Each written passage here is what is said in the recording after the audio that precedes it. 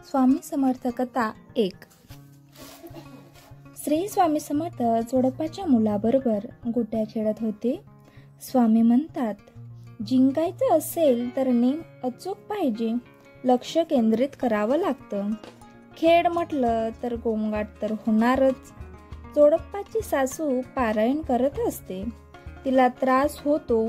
जोडप्पाची पत्नी स्वामींना थोड्या चिडक्या स्वरात, निदान थोड्या वेळापर्यंत तरी शांतता राखा असं म्हणते। स्वामी मान्य करतात, पण समज पण देतात। पारायण करताना खेळाचा आवाज तरी कसा येतो? कोणतीही गोष्ट करताना एकाग्रता हवी। जोडप्पा आपल्या एक स्नेहीजन वामनराव वेडुतकर यांना स्वामी दर्शनाला आणतो। वामन बुवा स्वामींना पाहतच राहतात।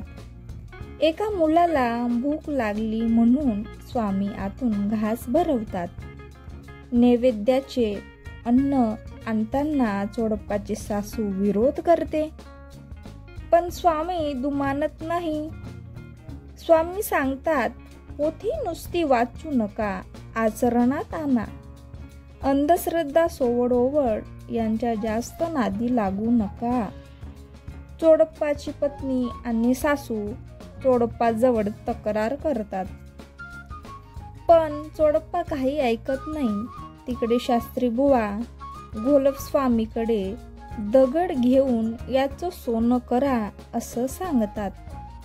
अर्ध सोनं आम्ही घेऊ अशा अटीवर कोलप स्वामी आपले प्रयत्न सुरू करतात, पण काहीही केल्या त्यांना यश मिळत नाही।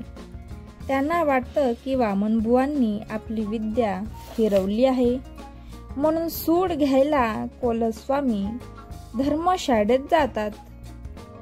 घोलप एक मोठा धोंडा घेऊन वामनबुवांवर टाकायला जातात, पण त्यांना धोंडा टाकताच येत नाही आणि उलट तेच स्वतः पडून त्याच धोंड्याखाली चिरडले जातात। धोंड्याच्या आवाजांनी वामनबुवा जागे होतात।